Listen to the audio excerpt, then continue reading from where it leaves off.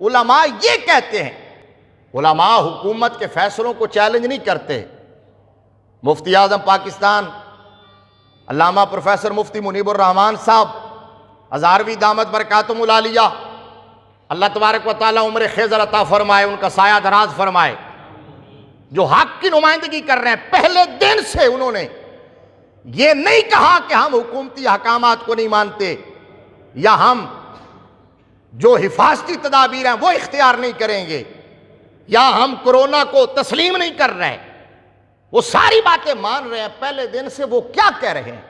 مدارس بند کر دیے تھے انہوں نے، صدر ہیں تنظیم المدارس اہل سنت پاکستان کے اجلاس بلایا اور فیصلہ کیا، مدارس بند ہو گئے، تمام پروگرام منسوخ کر دیے گئے، مساجد کے اندر حاضری لمیٹڈ ہو گئی۔ کہتے کیا رہے؟ صرف یہ کہتے رہے کہ بھائی دیکھو، اللہ کے گھروں کو بند نہ کرو، اللہ ہم سے پہلے ہی ناراض ہے، کہیں اور ناراض نہ ہو جائے۔ صرف یہ کہتے تھے کہ اذان کی آواز آتی رہے، اللہ کے گھر میں کوئی 1 2 4 بندے نماز پڑھتے رہیں، کہیں اللہ اتنا غضبناک نہ ہو جائے کہ پہلے قوموں کی طرح اجتماعی طور پر تہ و بالا کر کے رکھ دے۔ صرف یہ کہتے تھے۔ اب انہوں نے کیا کیا؟ انہوں نے پرچے علماء کے خلاف کاٹے، علماء کو جیلوں میں ڈال دیا۔ اور ہم کیا کہتے رہے شروع دن سے؟ بھائی لوگوں کو روکنا ہمارا کام نہیں ہے، آپ روک لو، نہ آنے دو کسی کو۔ جو مارکیٹیں بند کرواتے ہو، بازار بند کرواتے ہو، لاک ڈاؤن کرتے ہو، تو یہاں بھی نہ آنے دو۔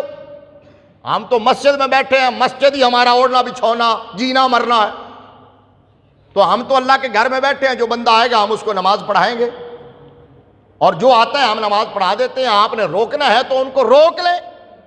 پہلے دن سے علماء کا یہی موقف رہا ہے، لیکن ان کا سارا زور جو لبرل بریگیڈ ہے، جو لنڈے کے انگریز ہیں، جو دین بیدار طبقے ہیں، ڈبو چودھری جیسے، انور مقصود جیسے، فیاض الحسن چوہان جیسے، اور مفتی عبد القوی اور طاہر محمود اشرفی جیسے مذہبی اداکار،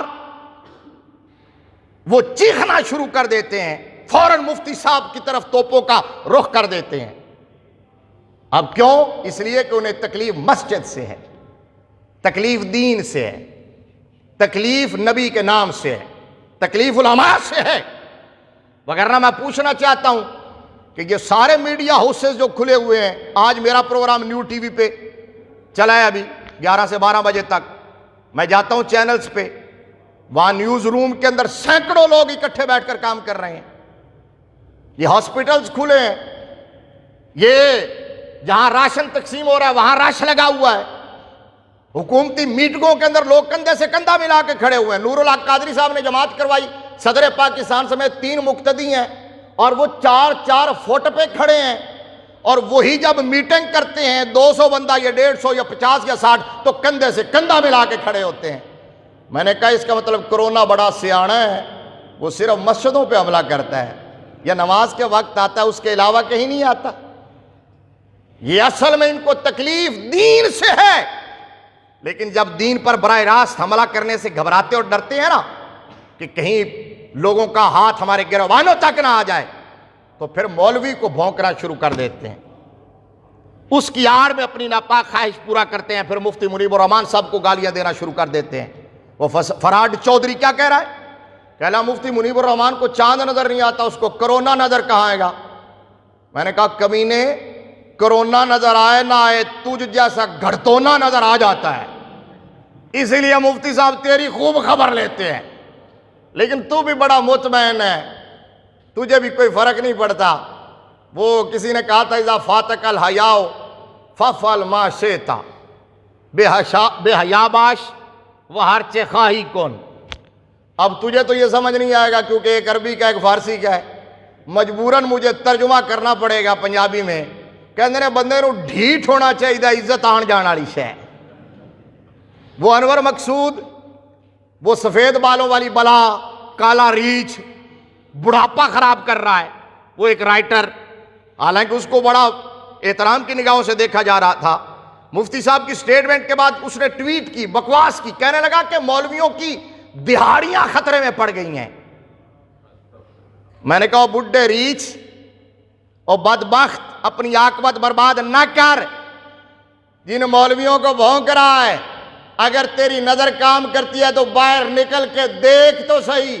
آج اس مشکل وقت میں مجبور لوگوں کی مدد کر رہے ہیں تو وہ مولوی کر رہے ہیں، جو راشن پہنچا رہے ہیں، جو دوائیاں پہنچا رہے ہیں، جو بلڈ مہیا کر رہے ہیں. دعوت اسلامی والے کون ہیں؟ سیلانی ویلفیئر فاؤنڈیشن، جن کو عمران خان بار بار تعریف کر رہا ہے، مولانا بشیر فاروقی، وہ کون ہیں؟ تحریک لبیک پاکستان والے کون ہیں؟ سنی تحریک والے کون ہیں؟ جماعت اسلامی والے کون ہیں؟ منہاج القرآن والے کون ہیں؟ جماعت الدعوہ والے کون ہیں؟ اس کا مطلب یہ ہے کہ مولوی کو صرف لینا نہیں آتا، جب قوم پر مشکل وقت پڑ جائے تو مولوی کو دینا بھی آتا ہے. اس وقت مولوی دیتا ہے، قوم کی خدمت کرتا ہے، تقسیم کرتا ہے.